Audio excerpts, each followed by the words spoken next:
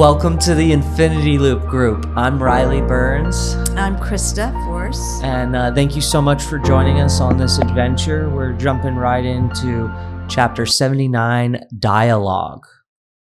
One must be able to dialogue to be a leader. In the Infinity Loop, that changes the world. So I'll say that again. One must be able to dialogue to be a leader in the Infinity Loop that changes the world. Krista Force. And I think that really has been very prevalent in my life with people wanting to lead but unwilling to ask questions. You know, right? Like the coming from knowing all the answers and how much that leads us to disasters or problems down the road. Yeah. So all the tools in the book, whether or not we're facing our trauma, our shadow, our egos, our wounds, ability to be connected, aware in an inquiry, everything is to ultimately lead us to have the ability to dialogue. And then that makes, that changes the world because that allows all the information in that you need to have in to see the widest view in everything that is possible. Well, because real dialogue comes with questions, not statements. Yeah, and dialogue allows, which we're going to get into, things to pass through. Nothing is stopped, which is very tied to the contemplative mind, to the Buddha nature, to Christ consciousness, to the highest level of awareness of where we are open to all of reality and not constricting anything that causes us to not see what we need to see. So we're seeing each other and the world and reality and possibilities with the widest view. Amen. So when I learned dialogue over a decade ago, and now that's not accurate, I learned it in 2006. So my God, that's 18 years ago. It completely changed me, my way of relating in conflict, my way of seeing and my world.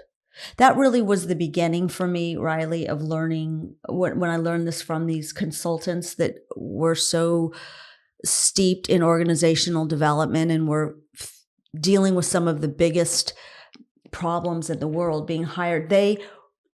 We were introduced, Leo and I were introduced to all these things and started really studying it in the books and then bringing it into our work. But they come from a contemplative, non-dual mind. That's many of the roots. So it's like either the contemplative Christian or the Buddhist view of seeing non-duality. Yeah. I mean, I believe our relationship started to heal when I started to realize the difference between dialogue and debate. Right? I think that's where that's like the flashpoint that really started the ball rolling in the right direction for us to heal our relationship. That would be for me. It was that it wasn't about being right or projecting your point of view, but truly sharing your point of view to just understand the other person's point of view. Yeah. And I think that's where the healing started for me in our relationship. And that could change every relationship. Right. 100%. That's foundation. So I was going to say, someone asked, like, when did I start learning the contemplative path? And it would have been in 2006, where I started to go, oh, this is how I can be beyond my ego, that I am not my point of view. This is how I can create space and see, watch my own thoughts and not over-identify with them and realize I am something beyond what I'm thinking. Love that. So dialogue is used by the greatest leaders to try to fix some of the world's biggest problems.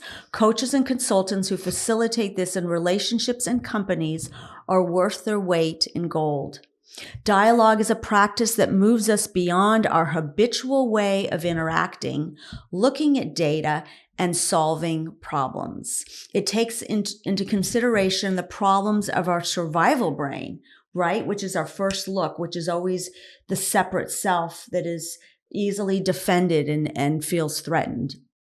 where our ego does and does not serve, and the magic of thinking together. What emerges in the spaces between our certitude, our dominance, our fears, lies infinite possibilities. Dialogue is a problem-solving model because of the way it surfaces data and allows truth to come forward. It surfaces assumptions and practices that aren't serving. It creates rules of engagement that provide a structure that creates safety but doesn't stifle truth. You do your couples coaching, I do my couples coaching, and we teach actually them how to dialogue. We do parent and child relationships, and we teach the family how to dialogue. And it completely, miraculously affects relationships always in a positive, beautiful way. Well, right. It creates the container for you to feel heard without having to yell or blame or be manipulative to be heard.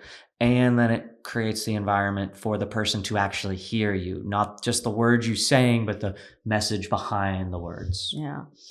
Dialogue is a field we enter in that's based on connection, awareness, and inquiry. Think of it as the alpha brain and every tool and principle in this book utilized. It's honesty, curiosity, and humility. We remember the aspen, if you remember that chapter. The future emerges from what we create together that is more elegant and intelligent than what we have now. Making the world a better place every day through dialogue. Yeah. What is dialogue? The ability to perceive or think differently is more important than the knowledge gained. David Bone. Yeah, that's really powerful. You should read that again.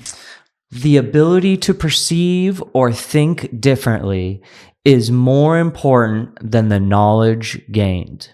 Yeah, so it's really being really good at our thinking about our thinking. This comes from a conversation with Leo Gorcey, who was my former partner. The definition of dialogos means ideas passing through. Dia is where we get the word diameter, as in passing across the circle. Dialogue is ideas passing through. This will explain further the 4 fields of conversation that we did last episode. When we're in politeness, that was the field 1, right? Which is a non-reflective, non-learning state. And we don't mean, again, you should go back and listen to it. We don't mean being appropriately polite. It just means it's very surfacey. It's very face-saving. It's very protective of other people. There's no truth. There's no reflection. So it says, when we're in politeness, ideas don't pass through. Ideas are there, but they get filtered and they don't pass through. It's all about keeping control. They get blocked because, I better not say that. Somebody doesn't want to hear that. That's going to piss people off. I don't want to sound stupid. So ideas don't pass through. In debate, ideas are killed because we have to decide between ideas. The word decide has the root word as in genocide, homicide, suicide. It means to kill every idea but one. So again, ideas don't pass through. Ideas are blocked because we think we're our point of view. So we defend, we promote, we argue, and then we have to kill off all the other ideas in the decision-making process. And all those potentially good ideas are killed off because they are killed off before they get a chance to be talked about or tested. Only one idea emerges, and if that's the wrong idea, then you have to go through the whole rigmarole of getting through the people's defenses to even acknowledge that they may have even picked the wrong idea and to try a different idea. But, okay, you want to say something? Well, as I say, the more you're in debate, the harder it is for you to realize you've gotten the wrong idea. Even if you get to the end of the road and you go, okay, this wasn't the result I wanted, it's sometimes it seems very hard for people to acknowledge that it was their decision that got them to the wrong place. They're very quick to find out, well, where did someone else mess up? Or, maybe I went into this with the wrong information. And yeah, because debate is a non-reflective. That's box 2 of the 4 fields of conversation, and it's still non-reflective, right? It's holding its position, so it's not really open to new data. Yeah, it's winning. It's not open to the second and third order consequences. Very good. Yeah. But then we're going to have to go through the whole exact same process, ideas not passing through, because politeness and debate are non-reflective states. There's no reflection, there's no inquiry, no transparency of my thought process or opening my thought process to anybody else's inquiry. It's a closed process. Ideas can't pass through. In dialogue, once you get into inquiry, which is box 3, ideas pass through. Every idea is presented with the same amount of regard, and all the ideas will be put on the table. Instead of killing a bunch of them, we actually decide to test several of them at the same time. So it's ideas passing through. That's the meaning of dialogue. We're not blocking them, judging them, killing them, resisting them. All ideas pass through. And that's where, when you're facilitating this, we're putting them on the whiteboard and we're not killing them right there. Oh no, we can't be doing that. It's like, no, we're opening up the field of possibility. Let's just put that crazy idea on the board. And we do that in family systems. We obviously don't do this on everything, or else we'd get nothing done. However, on the big reoccurring problems that are causing tons of unintended consequences, costing you money, costing you being able to get to your objective and producing the results everybody wants, it's crucial to have ideas pass through. This I just did with a family with young kids. And, if we are in curiosity and not being critical and blaming one another and shaming one another and assuming everyone's got, just this intention to sabotage the family and be rebellious, but like, oh no, how do we solve this problem? And teaching children to be curious and problem solving. We just did this, and we're just putting ideas on the table. How are we going to go to creativity to solve this? As I have said for decades, one of my favorite things that came out of my mouth, I think was so inspired, creativity solves most problems. Not all problems, but most problems. And children are so creative. That when you include them in the problem solving, they feel more involved and feel more excited to be a part of the solution instead of being part of the problem. Yeah, that is dialogue. That is using their connected, compassionate, creative, curious side to them that can go, oh, we can figure out how to get to school on time. When you're integrating them into the situation instead of projecting as, hey, I'm the leader, you need to just listen to me. You go, okay, how can I create the environment for you to show up the best, to become a leader yourself. Right, exactly. And then you start doing it with your friends at school. Yeah. Solve it. If it could be solved in debate, it would have. If it could be solved in politeness, it would have. It can't. So you have to move into inquiry and generative flow. Those are box 3 and 4. You have to get into reflective states of communication and open up the space. In dialogue, we open up the space, which is again the opposite of constriction. When we're constricted by something that we're experiencing, our field of possibility constricts. Our ability to see one another and what is possible constricts. When you go into expanded awareness and start breathing, you're opening up the space. So everything is about spaciousness. In breakdown, which comes from debate, we mistranslate the message of anger and breakdown as, ooh, we shouldn't have gone there. We shouldn't have done that. We shouldn't have talked about that. That was a mistake. We then retreat back to politeness. It's because we can't handle someone feeling some intense emotion, like, ooh, there's anger. It's because there's some truth behind it of what needs to be honored and protected. The reality is the breakdown is not a mistake because it surfaces the truth. And in fact, it's the only way we get to inquiry. That's why you need a facilitator. Then you get through to inquiry. Inquiry opens the space. Debate closes, politeness closes it, inquiry opens it. So there's something I was going to say about that. I can't remember what I was going to say. Something about, I can't remember. Well, what comes to my mind is the idea of being calm through someone else's restricted awareness, right? So when they're triggered, your ability to not respond with another triggering and kind of try and help them walk off the edge and bring them into the dialogue. And I think because people are so triggered and so not used to this, by even asking questions, a lot of times people are triggered and think you're trying to start a debate. Yeah. Instead of understanding that, no, I'm just trying to dialogue.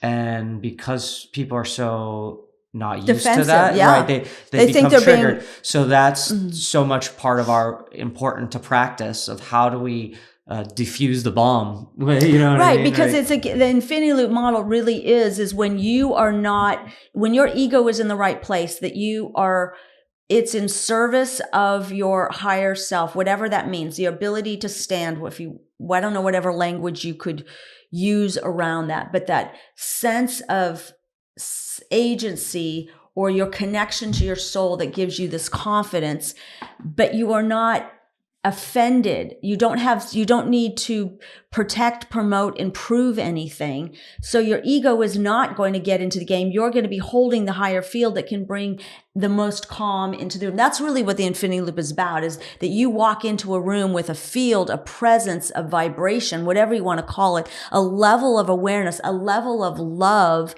that that commands the room, that levels other people up. Once we get into inquiry, we're opening up the space around the ideas. So now we're not just talking about ideas, we're talking about our own individual understanding of the ideas. That's why inquiry often drops down deep into storytelling, because now we're not talking just about the ideas, we're talking about what the ideas stir up in people. We're suspending judgment, suspending our point of view. We're not losing it, we're not dropping it, not having to give it up, but putting it aside, like pulling down a window shade, suspending it.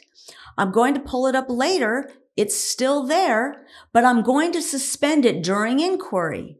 During inquiry, what begins to surface through the cracks is understanding, which binds everybody together. Yeah, the biggest thing that comes up for me in this is like, maybe we both got to the same answer, but maybe we got there in different ways.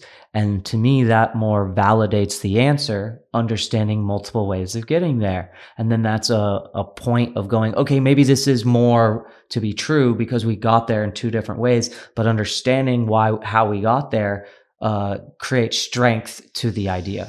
Oh, that's good. Even people of differing ideas can be bound together through understanding. That's what you're saying. And that's only approached through inquiry.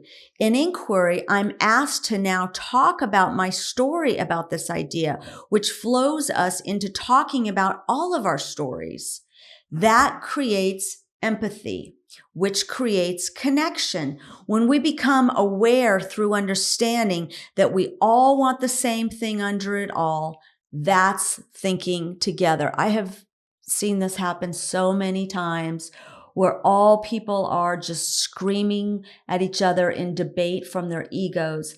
And you facilitate this, and in such a short amount of time, the shifts happen and they can hear what they could never hear before because of the rules of engagement.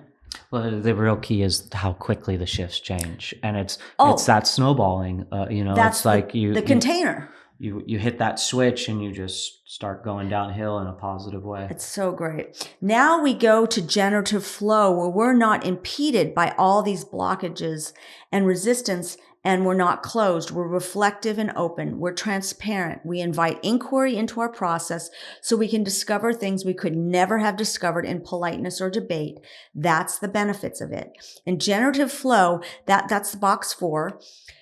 That's the part where new ideas are actually being released. That is about what's possible, like what's talked about in the infinity loop. Yay. We're not all braced to fight each other in these non-reflective states where ideas can't pass through because they're murdered on their way through the gate. When we're in generative flow, we're all there together, open to what's possible. That's where inquiry comes in, and that's where these carefully crafted questions are surfacing data we never had before. Better quality data makes better quality choices. Better quality choices makes better quality results. In this model, it's generative flow where ideas are now coming up and then someone's writing them down. So generative flow is where it's balanced between inquiry and advocacy. So we're both asking questions and we're sharing our point of view.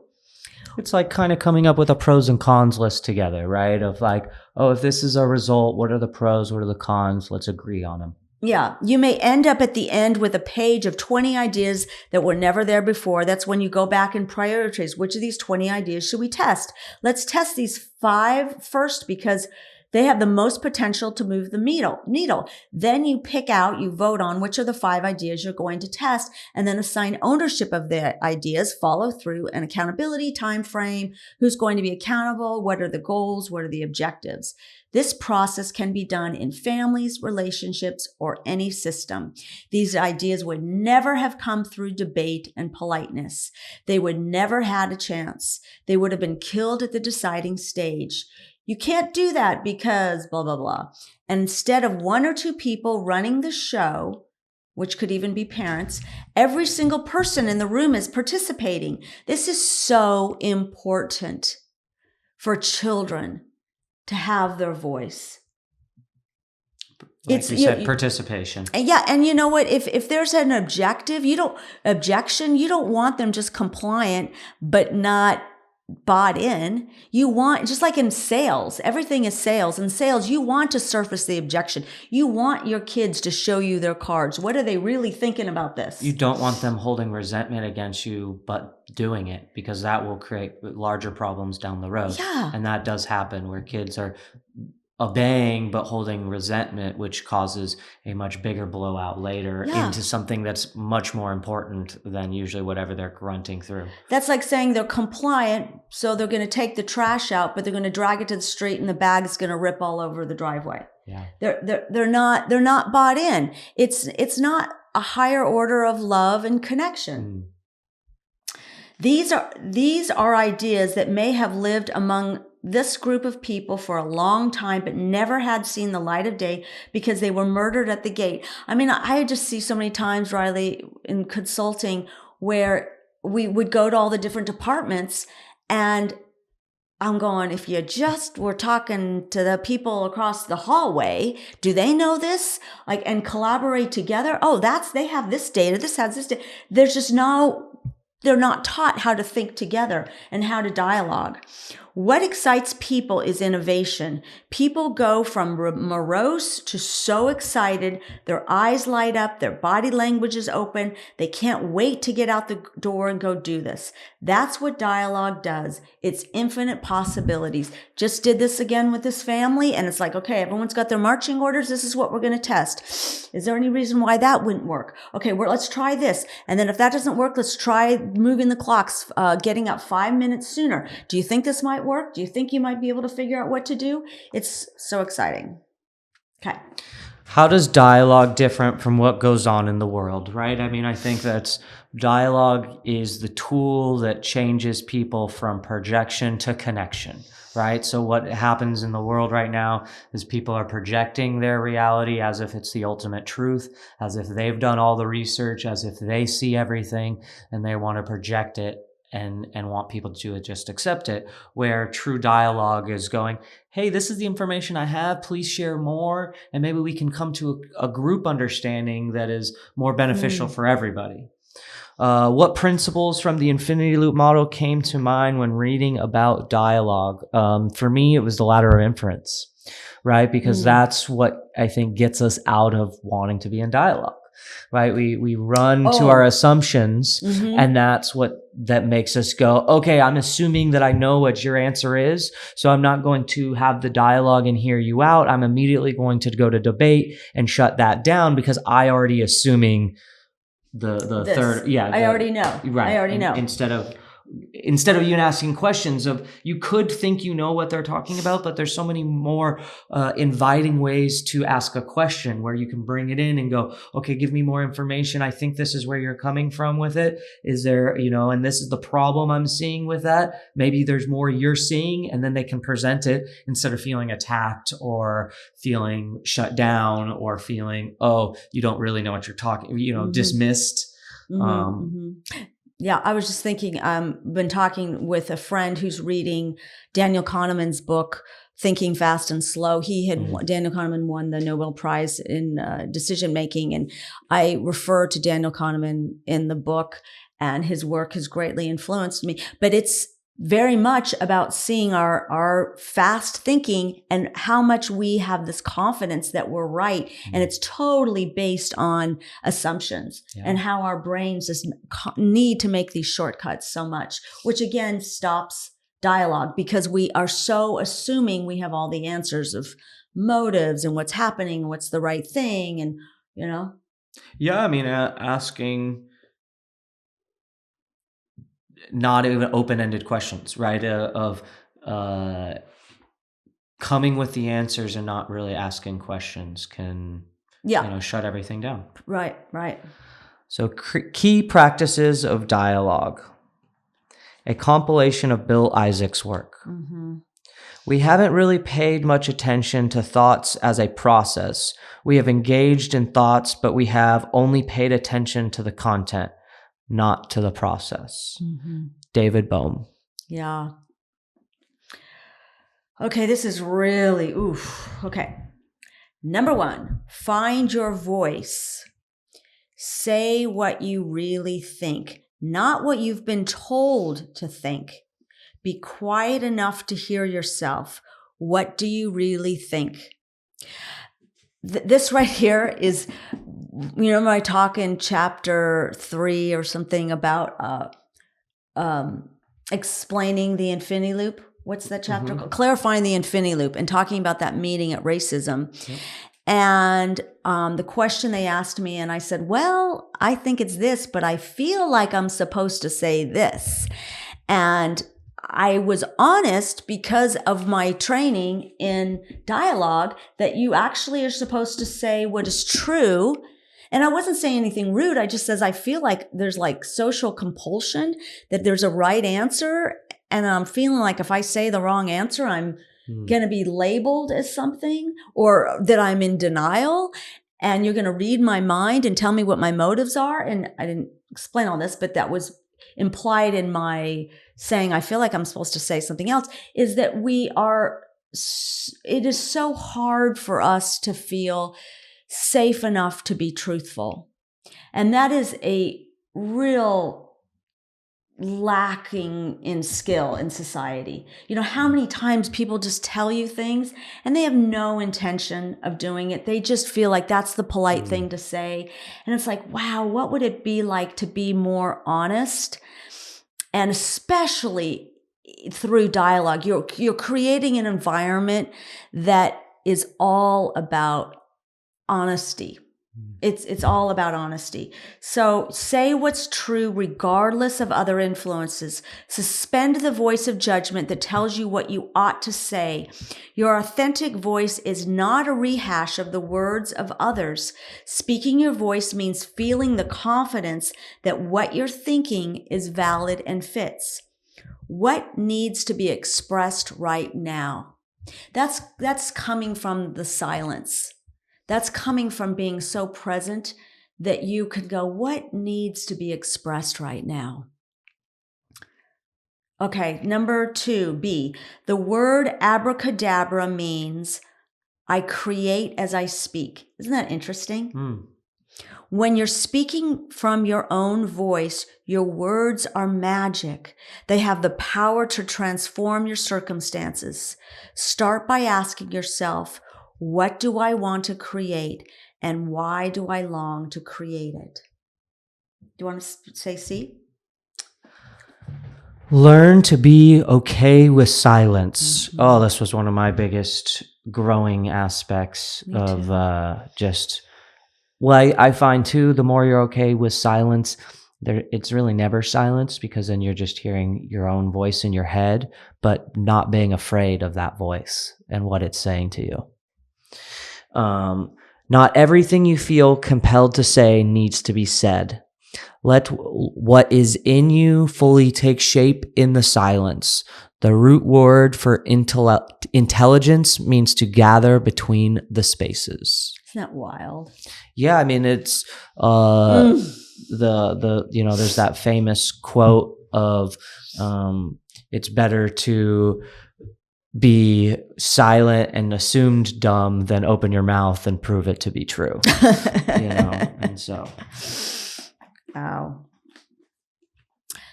Listen without resistance. This is point 2.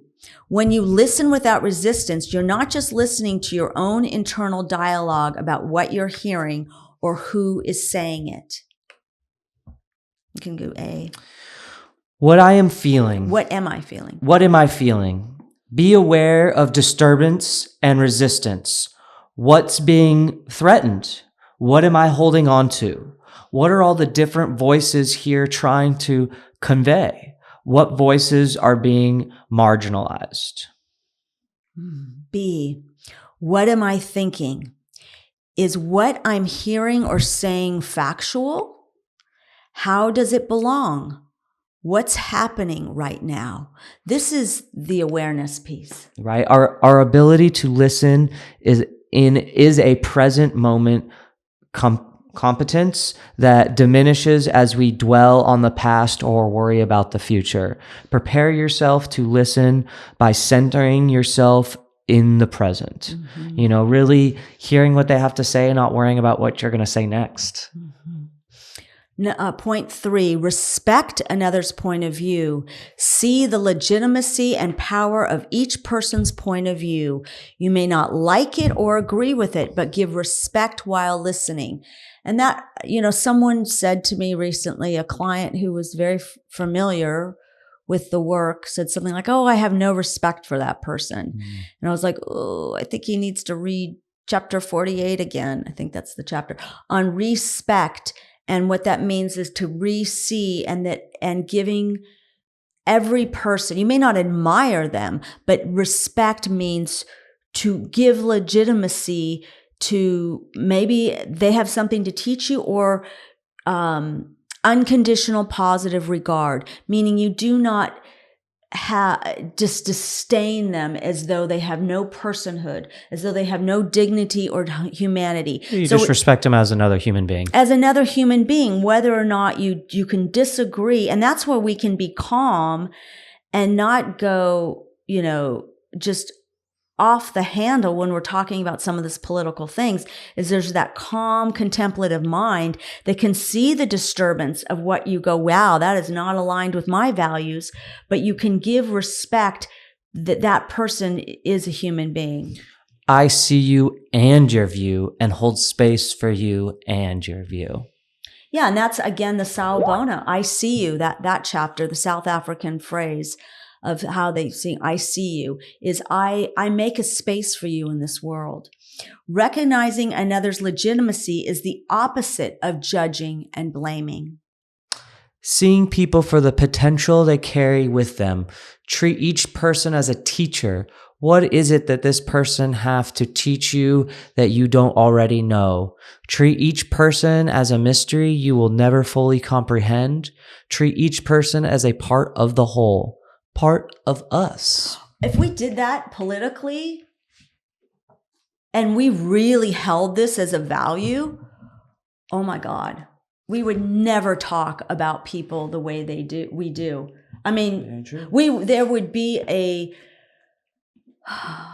guard around our behavior and how there are people that you just go, they're a psychopath, they're a sociopath, they are a horrible human being that has brought enormous hurt upon the earth. Something is really not right with them.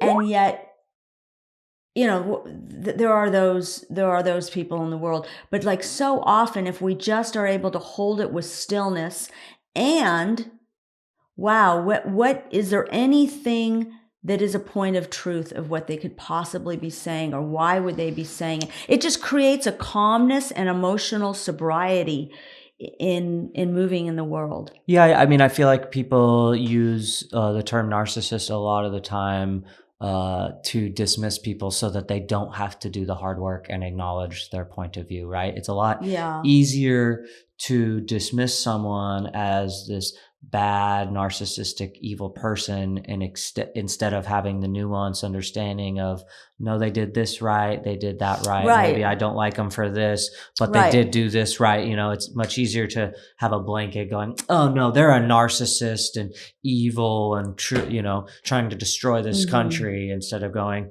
okay, I could see why someone else might like it. That's not my values, and I think that this is more important. But as soon as you create that blanket check,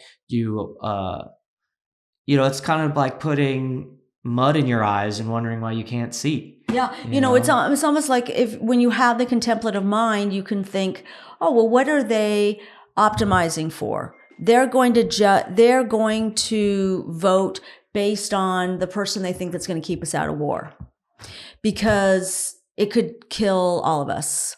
Or they're going to do based on blah, blah, blah, whatever it is. And from my experience, because people are usually operating from emotions, they will actually vote the opposite of what their values are. So they'll say that they want to do it because of this, yet the person that they vote for does the exact thing they claim to be trying to stop.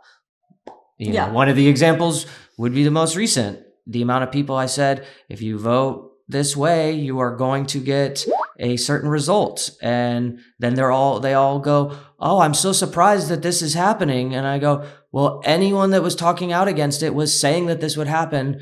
So why are you surprised? Because you were so unwilling to hear the other point of view, because you felt like you were so right, instead of accepting that there might be some truth in the other perspective. Yeah. So it's just, there's a humility that we have to walk to go again to inquiries, like, tell me why you are voting for this person, and what pedal are you pushing on?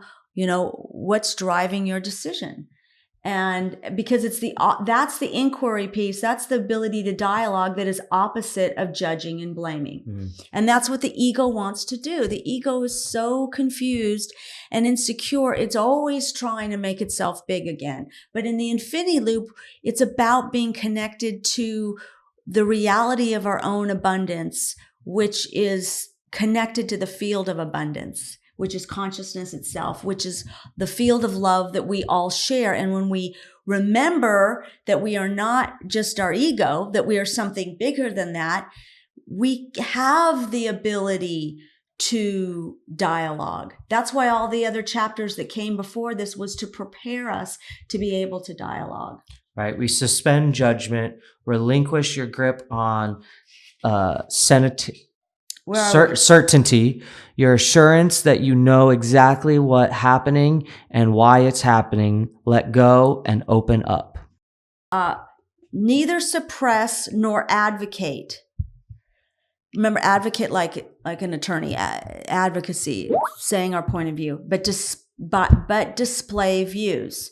You are not your view. So you're saying this is the view, but you don't need to suppress nor advocate. You just display your views. You suspend judgments, including judgments like, this is the way it is. Suspend looking for evidence that you're right. Don't ignore disconfirming evidence. Don't impose your view on another in a way that says you should not be the way you are. Suspend your grip on certainty. Certainty tends to see others as certain.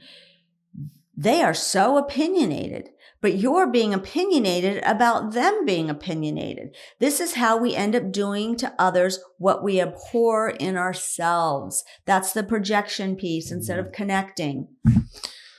Suspending judgment enable you to hold divisions, differences, disconfirming data, and emotional response without intensifying it. There is no they. What they are doing to you is more likely something you are doing to yourself. Will you read that again? Because it's so Yeah, good. of course. There is no they that they are doing to you. It is more likely something you are doing to yourself. Yeah. So suspending judgment, it's when you suspend judgment, you are getting that's emotional helps have some emotional sobriety.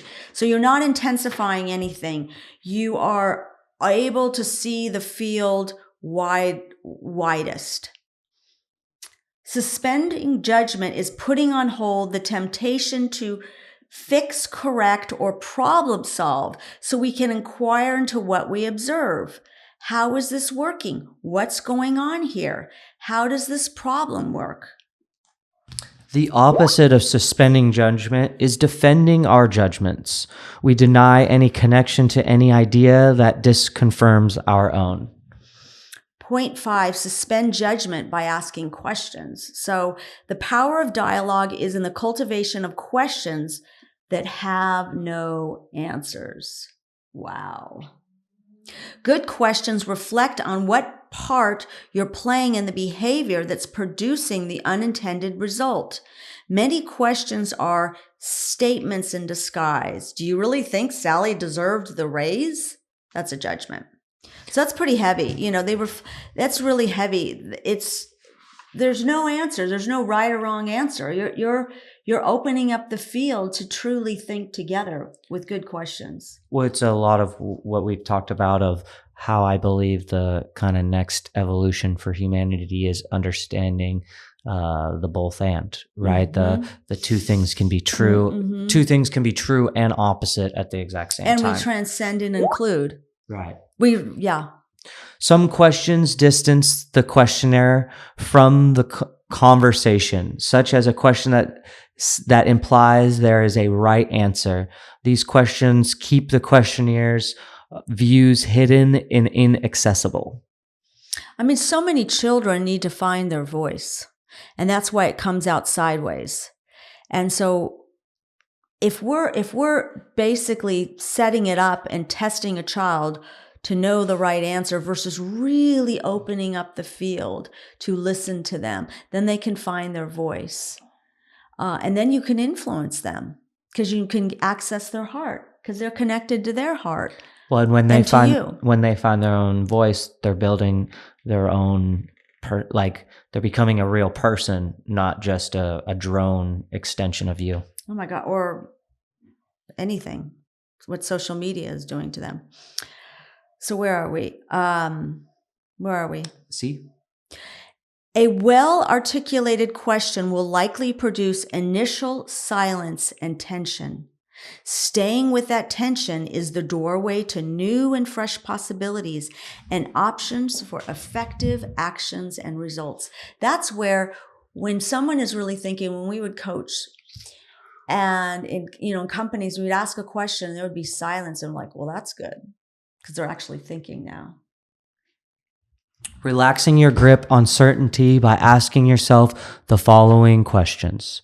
Why am I so sure about this? Why am I holding on so intensely to this?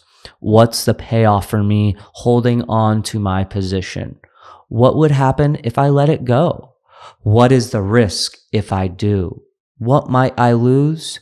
And what do I fear I might lose? Whew, talk about awareness, self-awareness, right? The key practices of dialogue. Of the 5 principles, which do you feel are the greatest growth opportunities and why? Oh, God.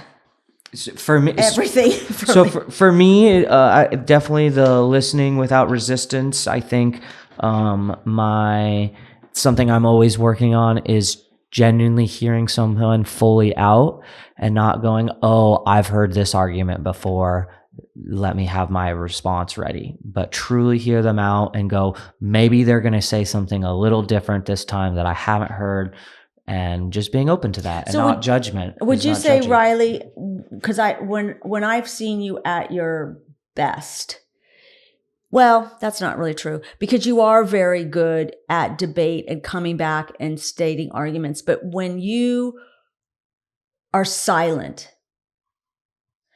before you think, before you respond, it is really based in connection, not in just sharing information. And humility and learning and honoring your bridge building versus intimidating the other person. I was going to say it's the difference between overloading someone with facts or information and genuinely hearing what they say and responding based on what they said, not just on the facts and fire hosing them with more facts. So that's coming back to the point 1A, what needs to be expressed right now. And so much is that's why living in silence, learning how to live beyond the mind and quiet the mind and live in the spaciousness and not identifying with the chattering brain, but living in the present moment. This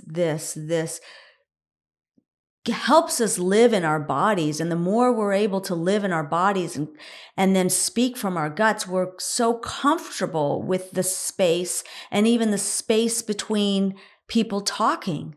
And then it comes from there. And it's like, what really needs to be said? And how do we see these practices as being capable of changing our world? And the biggest thing I thought is people are much more accepting of an idea that they disagree with if they feel like they were at least heard in the process. So I think there will be the amount of people that are truly fighting you will truly go down to almost nothing because people will feel more a part of the collective. They won't feel like they're being used to an agenda that they don't agree with. Yeah, to just comply. I mean, that's the collaboration. This is thinking together. Everybody had a voice, not just the one who could debate and dominate and has the highest ranking position in the company. Everybody is a stakeholder in this. And so this is the importance of dialogue and how we share it with you. And hopefully this is something you enjoyed. So please share it with others. Continue to join us on this journey. We'd love to continue the dialogue with you. And until next time, bye.